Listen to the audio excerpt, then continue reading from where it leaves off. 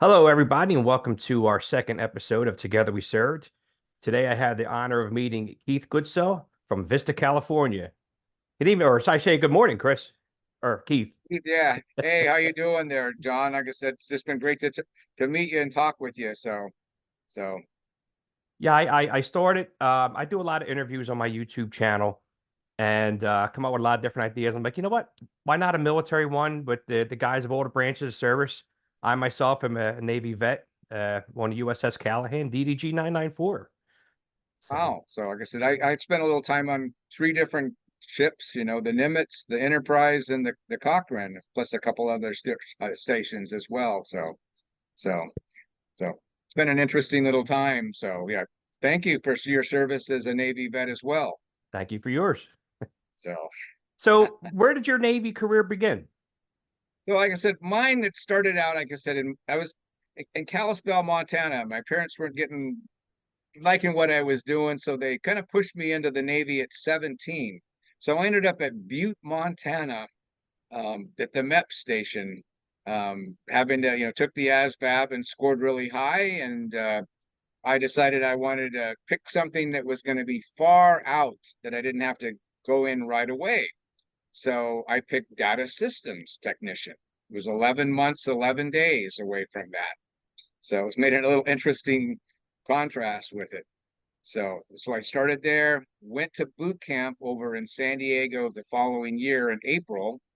And being from Montana, we've got a really limited amount of people that are there.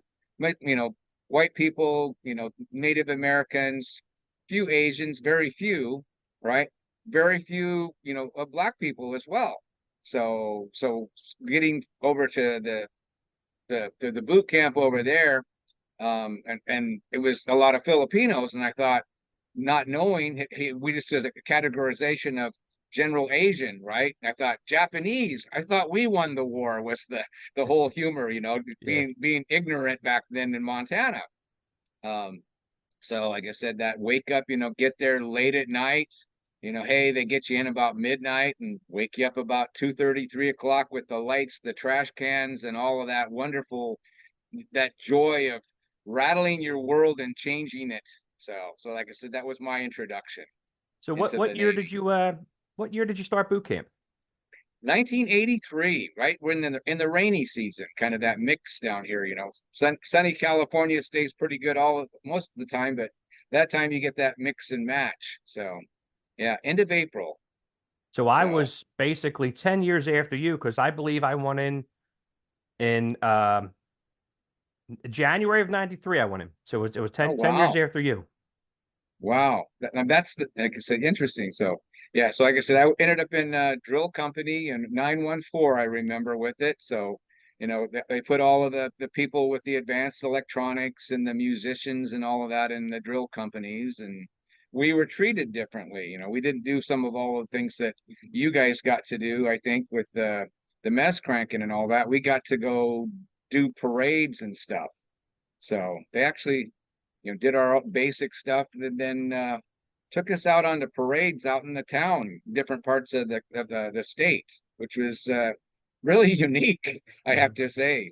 We went out one, Bishop, California, a bunch of different parades, and we all thought we made all of these big mistakes, and they would show us this huge trophy that we won, and it's like, how did we win that?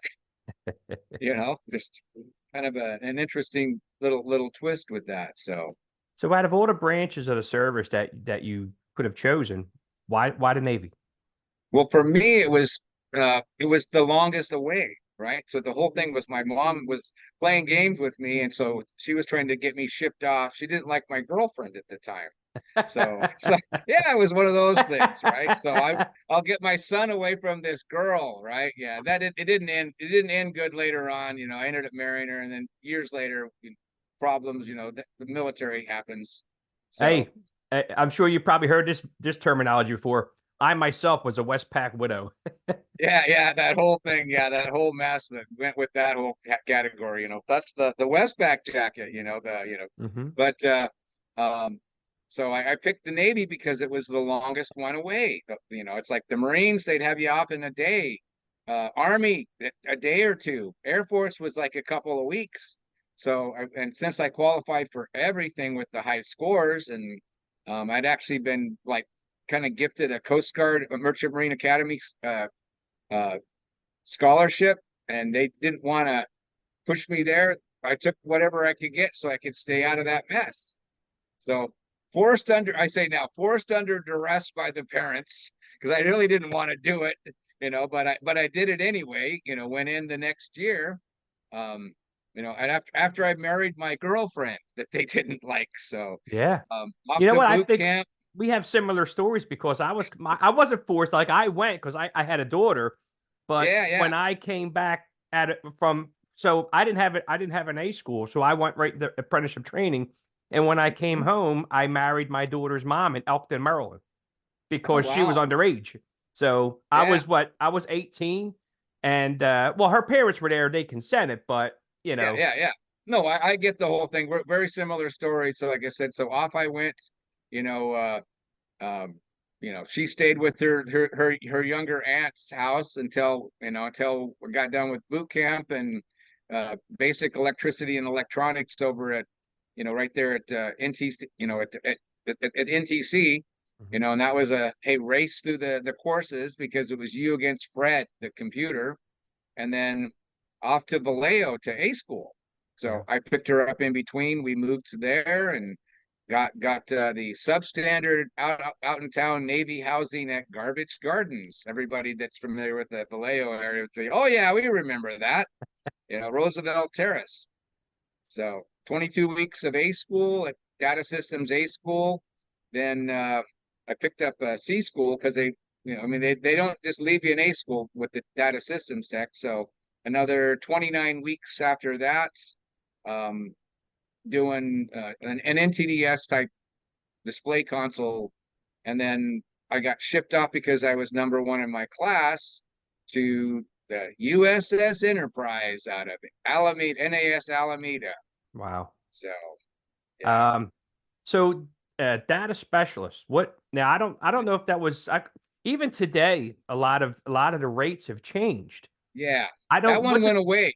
So the data systems technician. So what happened was they used to specialize. They were the experts in all of the computers and so forth. So they basically handled all of the PCs all the way up to the mini frames and so forth. Handled the combat systems equipment, Mhm. uh, Intel equipment and so forth. Printers, copiers, scanners, and various other kinds of communications equipment. So most of this all had secret or above clearances because we're Mhm. floating around the spaces everywhere, Yeah. doing all kinds of things. And so we always heard everything what was going on, because it was our equipment everybody was using. Right. Right. Right.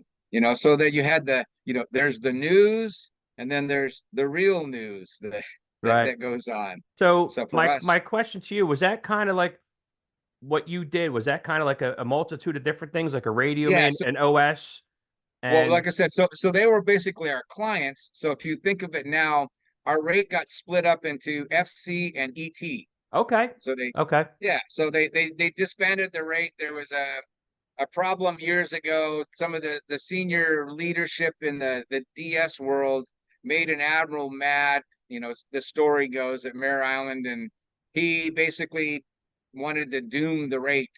So he took away everything for put FCs on the Aegis instead of the DSs for the equipment, mhm. and eventually he got rid of the rate.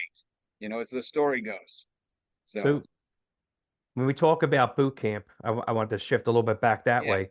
What are some of your fondest memories of boot camp, and like any friends that you still keep in touch with by any chance? And there's a mix and match with it because I said I had a couple of different classmates that went on with A school with it. I'm trying to connect back. I just remember a guy named Jarillo, last name Jarillo back then, that he ended up going to A school, but we were all just trying to stay under the radar. You didn't want to be out there because we watched the RCPO and the RPO one and all those other people, just getting nailed to the wall for whatever they did wrong. So we just wanted to stay under the weather and not suffer all the extra consequences Right. that they did. So like I said, I kind of kind of laid with that. So I'm trying to touch back with it. I'm more connected with a lot of people from the ships and so forth. So, but we're still, it's a small community. So When of people. when you got So, into boot camp from Montana to San Diego, which is a big difference, by the way, I guess oh, even huge. temperature Yeah. wise. Yeah. At what point of boot camp did you realize, Jesus Christ, what the hell did I just do? Oh no, that was there that very night when I got there, when they, I started seeing all of these different people. There's just tons and tons of different people, because like I said, I'm used to seeing a majority of white people, right? That's Right, what we got. right. The white Anglo-Saxon, Protestant, you name it, Irish, extra, all of that's Montana, right? Hmm.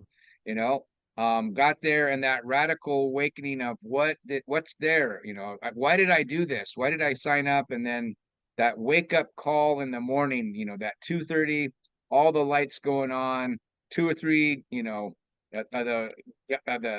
the the instructors out there just banging on trash cans. And at that time they had a lot of latitude, they could do a whole lot of stuff that they couldn't Yeah, do in the 90s, yeah. right? So they turned the heat up, they turned the lights on, the trash cans, the yelling, the cursing, the swearing. There was no, hey, little welcome, blah blah blah blah blah. No, it was the instant, turned into, you know the Satan. donkey. Yeah, it's like there they were doing everything, and just, and we were still all just in a big group at that time. And then they separated the herd out into the different groups. Hey, Right. going out and getting the haircuts and the shots and all of the nastiness that went on, and Hmm. getting you those uniforms and stuff. So that was just, that was the radical situation with that. So it's just an ongoing, and then watching people, try to bail, try to jump the fence, to Yeah. be like, hey, there's so and so went out the door, and Hmm. just just that, knowing that, hey, they really were trying to brainwash you. I mean, that's Yeah. the reality. It really, that's what they needed to do to change the way you responded, Hmm. right? They needed to adapt you from your happy, comfortable high school life into, yes, we're your mama, and you're going to do everything we Hmm. say when we say, et cetera, et cetera, et cetera. Um, I think it was a little harder with some of us that are with the advanced electronics.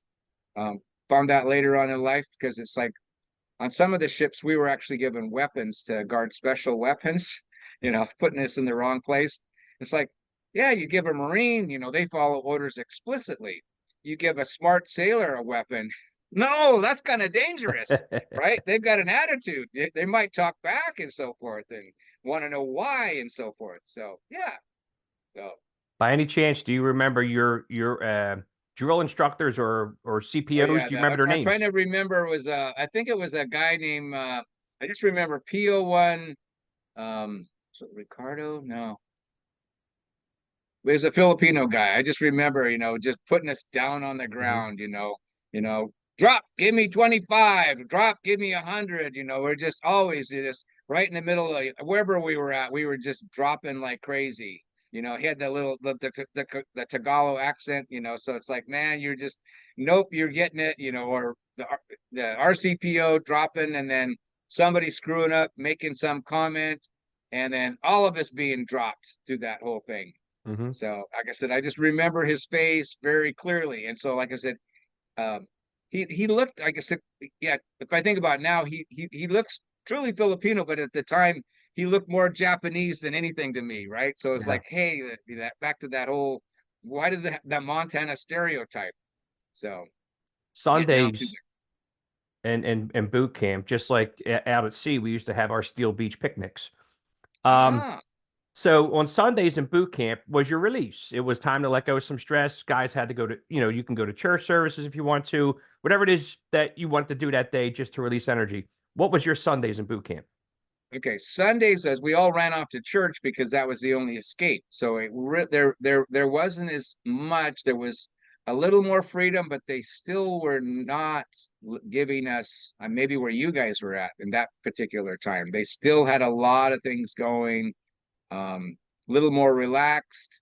Because it took a while before you could actually get letters. It was, like a month into the whole thing before you could do anything. You got that one phone call, like, hey, I'm in jail. At the Free USS me, Recruit, help right? me. Did they Yeah, call it the USS Recruit back then too? The yeah, ship no, that, it's still there. That yeah, the ship, the yeah, ship is still over. I've stopped by there. I because like I said, that whole RTC, I kind of laughed. It's all houses and yeah. subway and all that. So I kind of laughed and say, yeah, the Air Force took it over. They got their way with that old place. So, but yeah, going through there. Um, So you're getting ready to graduate. I guess your CPOs or whatever they were. I know they get you in a round circle, and when we were there, they kind of told you what their mindset was. Like, yeah, we played a trick on you guys when we woke you up at this time in the morning. oh, they Prepared. didn't. No, there was none of that. They didn't do any of that. So, like I said, it was Oh, straight they out didn't to let the you off the next. hook at all. No, there was no off the hook anytime, right? I think they figured because we were in drill company and we got time to practice all the ceremonial stuff and got to go out in town. I mean, we actually so when we went to Bishop, California, they gave us 2 hours of liberty during boot camp, Mhm. and the whole town. I mean, the bars were buying us drinks for free. They saw us in uniform, whether you Yeah. were of age or not. They were taking care of that. And so I think that was our privilege. They didn't let us, anything of, hey, we're playing a game. No, um, they just moved us forward and didn't say a thing. Hey, we're adapting. That's it. You're going to go off to whatever. You guys are smart. Some of you guys are musicians, so you're going to go to the Navy band someplace, and the rest of you are off to your different schools. So a lot of them Mare Island, or some went to Great Lakes, or Mhm. some stayed there in San Diego, kind of deal.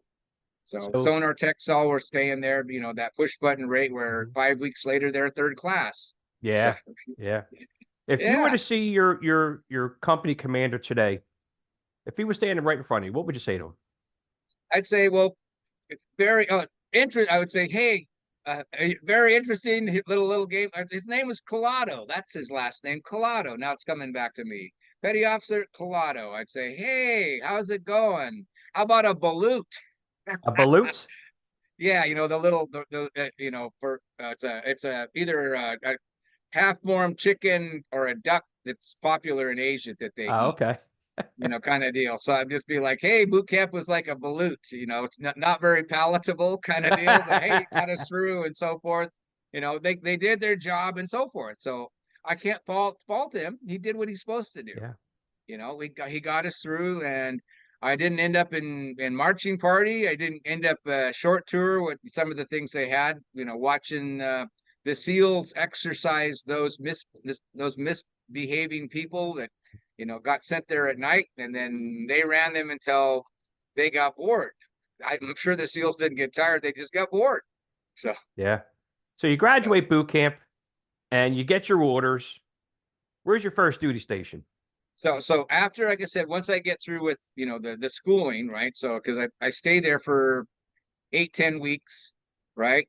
Then off to Vallejo for I basically spent the first 2 years in the Navy in school, right? With all the electronics and computer systems there. And they sang a little song, I mean, for us it was, um, because people would flunk out of our schools and they'd say, I want to be a boatswain mate, blah, blah, blah, blah, blah, and so forth. It was their joke, right? But in reality, it's like, no, hey, everybody's important in the rates. They just didn't want to get nailed and get stuck Mhm. as stuck out and lose their schooling because they had Right. 2 years of school they owed.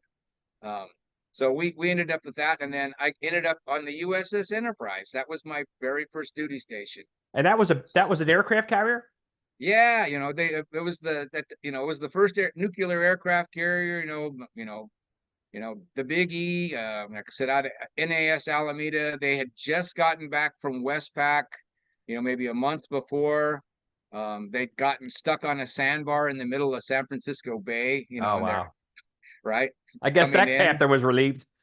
Yeah, well, I mean, they went through there with it. Yeah, well, yeah, but it was worse because, like I said, I got there.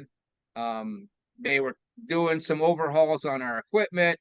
It all got messed up. We had 22 consoles that we were responsible for throughout the ship between combat and every place else. and 21 out of 22 were down hard. And so our life, we went to 12 to 16-hour days in port all of the time. So until everything got fixed eventually. But yeah, just kind of a nightmare through there. And then that whole episode of, they did the SRA, that, we were all of the different rehab, so you got to learn the needle guns, chipping Yes. and grinding and I've been all of there. the, I was a yeah, boatswain, mate. that we all got that, we all Yep. probably have that to all the different things we've experienced with all of that, and back in that days, they really weren't so much up on the PPE except for the goggles, gloves, and you know, that was about it. I mean, later on we got into getting the respirators Yeah. down Yeah. the road. When they started caring But about us. yeah, they did, because we used to be like, just flip a shirt around your face, Yeah. Yeah. get Yeah. stick in the vent inlet or some little confined space, making sure that they Mhm. did the gas free on it, and chip and do get cleanliness before readiness. That Yes. whole I aspect. remember. That Yeah. whole thing, Yeah. right? If you, and then back to, hey, we do the cleaning. You know, you know, polish it, shine it. If it can't be shined, paint it, Hmm. right? Regardless. So Yeah. we did all of that, um, went through the process. And like I said, with us, all of our equipment was in classified spaces for the most part, except for the PCs, right? So our spaces were really cold. So we were running about 60 degrees or colder in those spaces. So we all wore foul weather jackets, Hmm. basically, all the time. So people would look at us kind of like, hey, what's going on? When we got someplace hot. Yeah. So, so, but What was your like I said, What was your favorite memory on the Enterprise? um, just trying to think with it. So I remember some stuff where we did some, stuff in where we did little ceremonies out there in San Francisco Bay, where we had the vice president and you name every secretary in the world and every admiral and general that was around for the whatever thousands of miles coming on board. And they did kind of a little ceremony out there in the bay where they placed a wreath out there. I remember that. That was very interesting, and we had all the ships go by. At that time we had the Missouri and all of the different ships out there. So that was, I guess, probably the most memorable piece. Um, you know, Other than doing all of the stuff with the combat ops and other things we got into, Mhm. and all of the different crazy places we went to and different things. So after you So had left the Enterprise, what was your next duty station? so it's kind of interesting, because I said I had the X crack up during the first cruise, so I ended up temporarily off of it for a short period. I ended up doing like about 6 months of the cruise, and they went off to the Med to deal with the Libyan situation. I Mhm. ended up off for a little bit dealing with her. Then they sent me to the Cochrane, so so over in Japan. So And so what was that the was what Cochrane? a DDG 21, but Okay. they had problems with the guided missile system. Hmm. So people would jokingly say DD-21, and they were like, "Don't let the XO hear you, because he'll secure your liberty if he hears you saying, DD Yeah. instead of DDG." I had just a short period with that. Um, for some reason, they pulled me back onto the Enterprise. So it was like, hey, I got sent temporarily there. Whatever happened.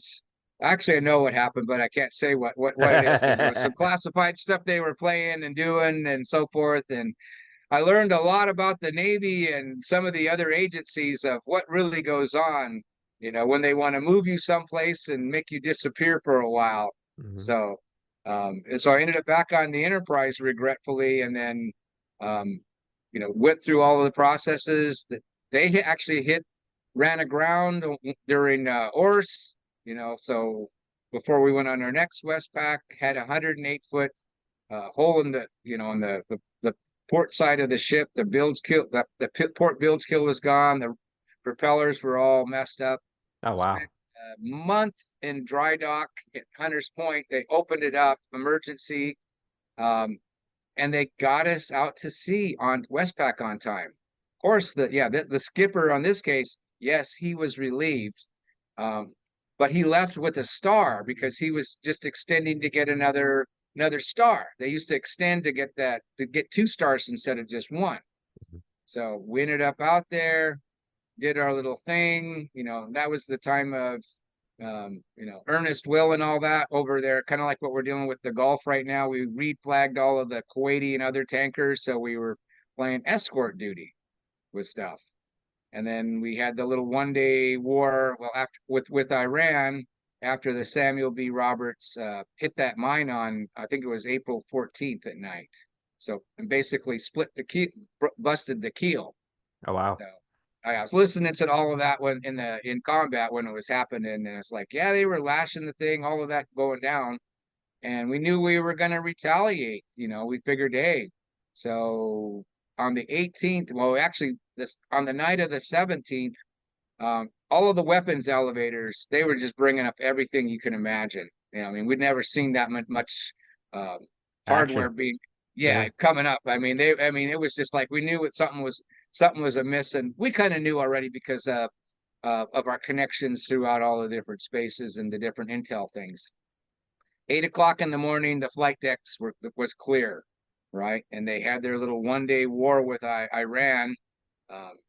Sank about half the Navy, went through. I mean, it was just a interesting little ordeal, though. So that Yeah. is another memorable day. There's some good parts, some bad parts too. I mean, there's a Yeah. lot of stuff that you can't talk about. That happened and so forth, and that doesn't show up on the official records and so forth. So, it's just the way it is. So your two duty stations, Enterprise, and then At Cochrane, and then, like I said, after that, I went to anti-submarine warfare operations center for a couple of years down in Florida, and then my last one was the Nimitz over in Bremerton at the time. So yeah, wow. yeah, went through with that, and then I ended up getting out on a parenthood discharge because my ex had ran off with this pervert, and I needed to take care of the Yeah. kids. I had Yeah. 3 little girls and a boy, right? So it was that country song, you think, hey, you picked a fine time to leave me, Lucille. Yeah. Well, Yeah. her name started with L, but so it was an interesting little twist. So that was in January of '95. Wow. So So I was watched. wow, because I was just I took terminal leave and we're just coming down Uh-huh. to our about we got about 2 minutes left. Uh Okay. so Keep going. What you want to go with? yeah, it's just the thing popped up on my screen, so it kind of caught me off guard. Hmm. Um yeah, so as the time's running out, and I apologize if there's any special No, shout no, no, outs. no problem. Like I said, it's been very interesting with all of the different things. Have had some really good experiences. And like I said, the aviation community with the ASWAC, whole different world than the ship community, right? Right, right, Different right, attitude entirely, right? There's a lot of praise, a lot of rewards, etc. The ship piece, nah, a lot of getting the shaft, right. with that whole aspect. And you kind of knew the deja vu of, hey, if something could go messed up, it would go get messed up. We were going to show up whatever, and it was going to, we were going to do whatever that was necessary. So um, That's some awesome. parts loved, right? Other parts hated, right? Still, I have some difficulties with some things where, no, I'm, uh, respect the uniform and the rank, not necessarily individuals. Ended up working, a civilian job later on with Navy for a little bit, and they were trying to play Navy rules with the civilian. It was like, there's no pop tall here. Yeah. That's for your guys. There's no, yeah, you want to call me by my first name? Well, I get to call you by your first name. There's no, I'm not a petty officer. I'm not whatever. I'm Keith, and if you want to be called whatever, you know, and we're equal, we're equal. We are the same. So I wouldn't call them by anything. I'd say, hey, Hey, just like, I guess we all hey, do that. I say the same thing. yeah, we go through that process. And I've seen that with warrants and other people getting out. You saw them in the Navy one day, and a year later, got a ponytail down to their Yeah. back in, it's like, hey, they went in the rebellious stage because they dealt with it for so long. Hmm. They needed a process. You know, So when you got out of the Navy, was it hard for you to adapt back to the real world, to civilian life? well, it was a real rude awakening because a lot of stuff happened. I was basically dumped on the street. Here you go, you got a parenthood discharge, a lot of promises made by the Navy, and it was all broken Hmm. real fast. Yeah. So like I said, a lot of switching. So there was a lot of change. And then I eventually, like I said, ended up finishing college. It was pretty rough for several years. It was like Yeah. it wasn't the case that you wanted to see, but it does happen, Yeah. right? Some people have gotten great experiences, and other ones they've hit the hard pieces, and they see the failures of some of the government programs and so forth that are not there, and the way the laws are written, that do need some changing, Yeah. right? So. So I noticed you had a bomber jacket on. What kind of what do Oh, we this have is on the there? Westpac. Yeah, this is a Westpac jacket. So let me show you the back here. Let me, with some of the ports I was at. So the family's all Navy too. My son's a lieutenant commander in the Navy. So you've got the, Oh you wow.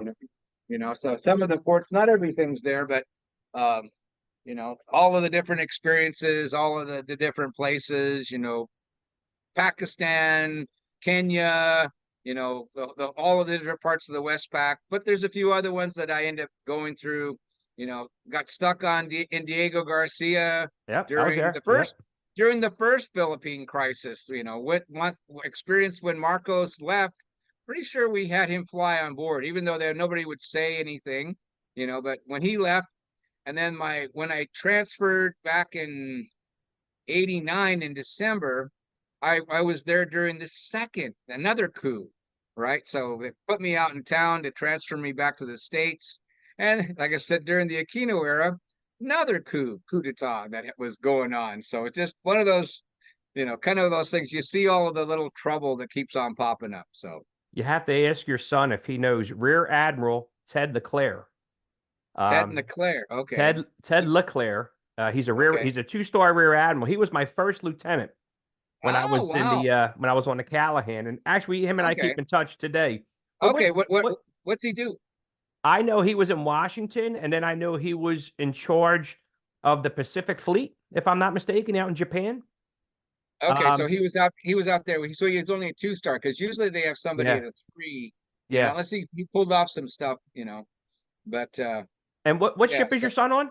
oh no, he's over in Djibouti. He's the public affairs officer for the Combined Joint Task Force, Horn of Africa.